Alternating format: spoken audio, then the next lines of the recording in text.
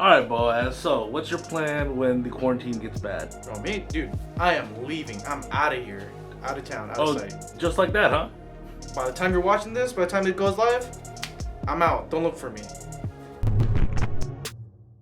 Before we get started, I'd like to remind you to hit the subscribe button if you haven't already. If you enjoy watching our content, show us some love by liking the video, and ring the bell to make sure you get notified whenever we drop new content. We appreciate you all. What's going on, you epic gamers online? I hope you guys are doing fine in this time of quarantine. And today, I'm going to be going over my quarantine loadout. I'm sure at this point you've already seen Cisco's as well as Isaiah's quarantine loadout. If you haven't already, go ahead and check it out on our channel. It's a lot of fun. Before we get started yet again, I'd like to just issue a quick disclaimer. We are not experts about how to prepare for the coming apocalypse or any emergency situation. This is just for entertainment purposes only. We're just here to have some fun while y'all are sitting at home in quarantine. If you guys want some actual advice, go to National Geographic. They have a whole show on doomsday prepping. It's a lot of fun. So everyone here at Airsoft GI has created their own personal post-apocalyptic or their quarantine loadout, if you will. And the situation that we're all preparing for is pretty similar to what's going on right now, but just way, way worse. So the government has shut down, martial law's in effect, but it's not working. And pretty much society crumbles and everyone's just on their own, just trying to make it out and survive. Now each team member here at Airsoft GI has their own strategy for when it comes to preparing for the post-apocalypse. For me personally, I'm choosing the bug out strategy. Now what that means is that when society goes to crap and all hell breaks loose, I'm leaving. I'm leaving my house, I'm leaving the city that I live in, and I'm going to the middle of nowhere, living out of my car, living a nomadic lifestyle. Now when I'm running out of supplies or running low, I can head back into town, sneak in, take what I need, and head back out again.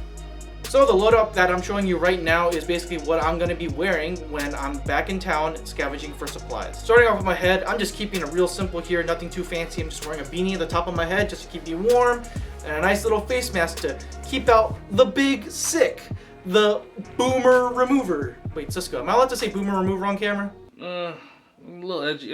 We'll go with it. Yeah, sure. Alright, yeah, keeping out the boomer remover. Wear face masks, guys. The main piece of kit that's central to this loadout is going to be this Condor Sector sling pack in that Gucci cool guy gray. Now, it's a pretty small bag, and it's pretty similar to what I run on a day-to-day basis, and it can hold a lot of stuff. Starting off in this main sling area, as you can see, I've already kitted it out. And at the top, I have these really nice glove clips from Amazon. I highly recommend you guys use glove clips with your main kit. If you guys haven't seen the plate carrier video already that we've posted, go ahead and check it out. I talk about why you should run glove clips on your kit. Now, attached to the clips, I have these MECHANIX fast fit gloves in woodland, just because I'm going through a woodland phase right now. They're very comfortable, gives you a lot of dexterity, helps you out on the field, especially if you're doing manual labor or getting into a gunfight. These are really great. Now underneath that is this nice little compartment, and there's a little pocket in here.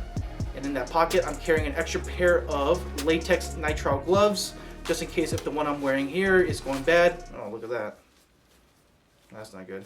And going into this little zippered pocket section, I'm carrying some extra cash, just in case if I need to barter or bribe anyone in town.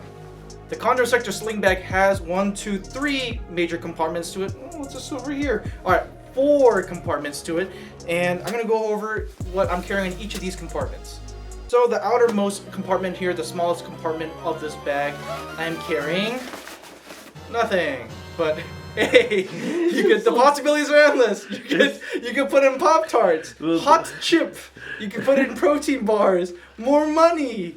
But I mean, just this one, I just had to elect to keep it empty for now. It's just open for endless scavenging possibilities. In the mid compartment over here, I am storing my KWA ATP Compact. I love KWA and the pistols that they make, and you know, the ATP Compact is sort of like not a Glock. It looks like a Glock, but it's not a Glock. And I think it's really nice. Nice compact package, helps you out in a pinch, real snappy. KWA is great. The main compartment here in this sling bag is probably the coolest in my opinion, and that's because it has a Velcro-backed removable MOLLE panel mounted into the rear of this compartment. Now that means you can put pouches, holsters, whatever your heart desires. And did I mention it's Velcro-backed? So you can rip it out, put in a new one, put more pouches, put more holsters, put whatever you want in there. And for me, I decided to put 4 pistol magazines in here. So I have 3 Classic Army PXG-9 magazines attached to these Condor MOLLE pistol mag pouches, and I have an extra one deep down inside here for an extra ATP compact magazine. Now this is also a shared storage compartment, so I can put in an extra can of beans if I find them, or maybe some canned chili if I find it. No mac and cheese though. I don't do canned mac and cheese. That's a thing. I bought a can from Milsom West once. Never again. I regretted it so hard. Don't go for it. The idea of canned cheese doesn't sound too good. I mean, maybe Cheese Whiz though. It's not good. Do not go for it. I recommend Kraft dinners only. Kraft mac and cheese. Do not get the canned one. Well noted. And finally, the last compartment. As you guys probably already know, I'm carrying Classic Army PXG9. Nice and lightweight. Has a nice electronic trigger, solid gearbox, and I had to quickly throw in a mag in there and go to town if things get a little too spicy in the neighborhood. Spicy. And for my main piece of clothing, I'm going to be wearing this nice Condor soft shell jacket, again in that nice cool guy stealth gray. It's really good, it's waterproof, keeps you nice and dry during the rain. Even it has ventilation pockets here, zippers that you can open up with your armpits so you can let out all your heat juices over here on the sides. And it has a lot of nice little compartments here and there so you can stow away and hide things of value, so that way if raiders come and try to steal your stuff, they'll have a harder time finding it. I'm gonna need to add heat juices to the list of phrases and words that I don't like. Is it up there with moist? Moist is up there. Speaking of heat juices, let's go. I'm getting kind of hot, so I'm going to take off this jacket. Is that okay? Yeah, go for it. Alright, cool. Woo! Oh, bam! What's under here? Oh, it's a nice little panel of soft body armor. Is that our failed marketing one for like events and stuff? Hey man, this is all we had, man. I just pulled it out real quick. Needed some love. It says press on the. Ignore that real quick. Ignore that. So if someone bothers you, are they going to be pressing the issue? Bruh. So probably this nice little piece of replica soft body armor is probably something you haven't seen on the airsoft field in quite a bit. You're probably wondering, hey Boaz, how come you're not wearing a plate carrier? Wouldn't the plate carrier offer more protection? I know! But see, I'm gonna be traversing into densely populated urban environments, and if I do get into some gunfights, most likely it's gonna be pistol caliber weapons only. So I just decided to just be a little smart, be a little bit more low profile. It does keep me safe and offer a good decent amount of protection without having to bulk out a little too much. Did you not see my or Isaiah's? We have rifles. He has a 308. Well, I'm gonna avoid engaging Isaiah's. Pick your battles, my guy. Pick your battles. All right, fair enough. Now, when it comes to going to more dangerous areas that are more densely populated and it has a lot more trouble, I'm going to be bringing with me this nice little short M4. I was wondering why you didn't pick that as your primary instead of the PXG9. Well, the PXG9 is nice and small. You know, I can hide it in my backpack, and 9mm ammo is more available, to be honest, in the streets than it is with 5.56. And plus, like I said, if I'm going to be running this, I'm not going to hide it in my bag. I'm just going to have it out and about, let people know not to mess with me. Fair. Yeah, see? Big brain moves. Pick your battles. So this here is actually my old faithful, my old reliable. I've had this thing since I graduated high school. This is my KWA SR7 G2X. Now, obviously, as you can see, I beat the hell out of this thing. I took it to hell and back. And the original rail is not on here anymore. I just put a regular M4 SOP mod rail just so I can turn into like a Mark 18 Mod 0 kind of look. Internally, everything is stock. It's pretty reliable, like I said. I've taken it to hell and back, and you know, this thing's always done me right. Over here on the back, just to spice things up, I put a Mission First tactical stock here on the back, a CAC rear sight, a Airsoft red dot sight, and a nice bird cage flash height over here. Classic broom handle on the bottom, just because it's really comfortable. And on the bottom here, I have this AMOEBA Aries pistol grip, which I think is really nice because it comes with this nice Gucci texturing over here. That's not a stipple. Now mounted to this rifle is my super cool mass gray 2-point sling. Now I used to be a 1-point sling runner, but I have changed over since then to the 2-point sling gang. I believe this is the superior sling system, and all you 1-point slingers out there, I strongly urge you, convert to the 2-point sling gang.